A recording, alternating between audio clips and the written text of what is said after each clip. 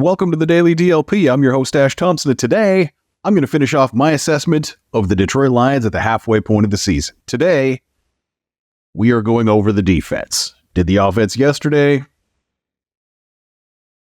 Head back behind me if you want to check that one out. Let's get it on.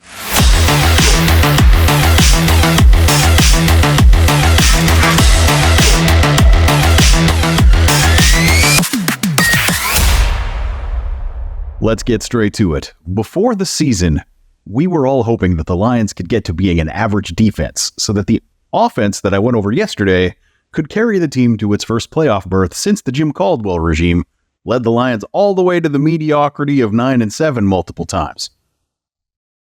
Well, they've done just a little bit better than that.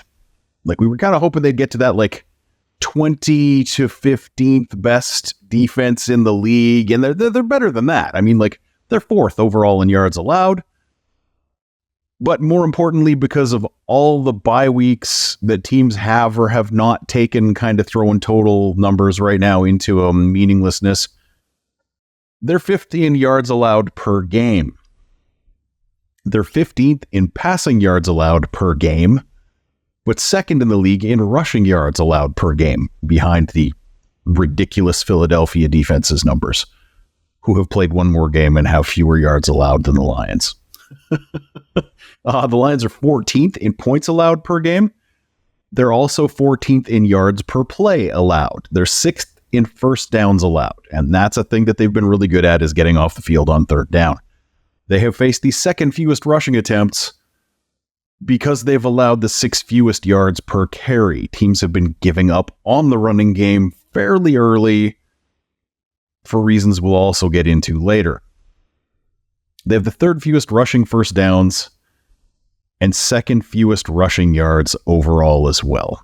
They're somewhere in that kind of middle 10 to 20 range, basically on all of the counting defensive stats. They're 8th in defensive DVOA, which combined with their 5th offensive ranking and 11th special teams ranking, let's not forget about the FIP mode squad, gets them to number 4 as a team in overall DVOA. The Lions have the 15th best graded defense according to PFF, with the 8th best run defense grade, 16th best tackling, 18th best pass rush, and 16th best coverage grade. The team has some high points on defense, like Atlanta, Tampa, and Vegas, and they've had some low points, like Seattle or Baltimore. They've had 2 games where they've allowed under 10 points, and 2 where they've allowed over 30, and 4 where they were in that kind of middle range of 14 to 24, where it's good enough to win, but it's not winning you the game. In short, the Lions defense has been just a little bit better than we all hoped they would be. Aidan Hutchinson leads the team with 46 pressures, but he only has 4.5 sacks to show for that.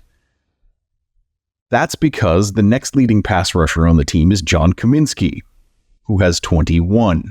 So teams basically are able to completely focus their blocking efforts to a level that's actually, it's almost funny, the likes that they're going to right now to make Hutch's life difficult.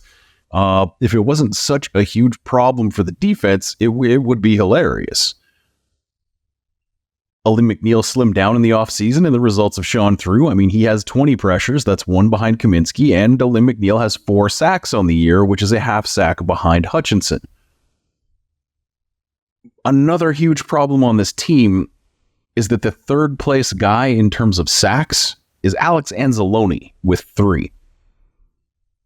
The rest of the defensive line is just kind of not really getting it done. Kaminsky's done a great job pushing the pocket, but he only has 1 sack. He's only finished the job a single time.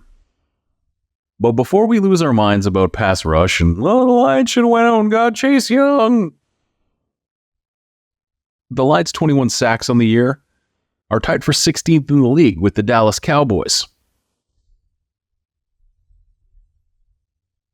And in your head before this second, the Dallas Cowboys had a good pass rush. They've done that with the league's 20th highest blitz rate, and half the league having played an extra game on them. They have the 9th most pressures and the 6th highest pressure percentage, One of the few stats we can legitimately criticize for the Lions defense is that they have the 8th most missed tackles in the game, which is a problem across the defensive line and the secondary and some of the linebackers. It's not like one guy just missing a whole bunch of tackles. So while the talking heads have been screaming about how the Lions should have made a move at pass rusher because there were guys available, I mean, I'm among them. I said I would have liked them to add somebody to that group. Overall, the Lions pass rush is actually fine. They're not finishing the job as often as you'd love them to. Pressures don't get guys to the Hall of Fame. A pressure does not win the game. It doesn't ice the Super Bowl at the end. One more piece would have done a lot to push the pass rush forward, but the narrative that the Lions can't get to the quarterback is just wrong. Like, just straight wrong. Anyone who says that hasn't even looked. They're just repeating something someone else said to them. They're average at finishing the job and above average at creating enough pocket chaos to alter the quarterback's plan. That's where the Lions defense is as a pass rushing group at this point. And again, the blitz rate is not excessive. Alex Anzalone is the team's leading tackler, with Derek Barnes and Jack Campbell tied as the 3rd and 4th highest tacklers. Linebackers in the top 5, that's what you want. Jerry Jacobs, Kerby Joseph, and Brian Branch are all kind of nipping at the heels of those linebackers, and Tracy Walker is the DB who slotted in at 2nd. Now, Jacobs leads the team in 2 categories that, if you told me this at the beginning of the season, I would have been very surprised, despite having predicted one of them, because I was joking. He's leading the team in interceptions, which is not what I expected to have happen. They went out and grabbed a whole bunch of ball hawks, and the result is that Jerry leads the team with 3 picks. He also leads the team in passes defended with 5. It might actually surprise you, because it did surprise me, and I'm paying a lot closer attention to this than most people. But Jerry's given up 69 fewer yards than Cam Sutton, and just over half as much yards after the catch, and he's been targeted 1 fewer time on the year. And that's not a slam on Sutton. He's having a solid year and has been far away Brad Holmes' most impactful veteran free agent pickup on the defensive side of the ball during the 3 off seasons of this regime. But would it surprise you to find out that Jerry also has a better PFF grade than Cam Sutton? I was pretty surprised, I'm not going to lie. Not because I thought Jerry was playing badly, but because I thought Cam deserved a higher grade than the 61.7 he currently has on the year from PFF.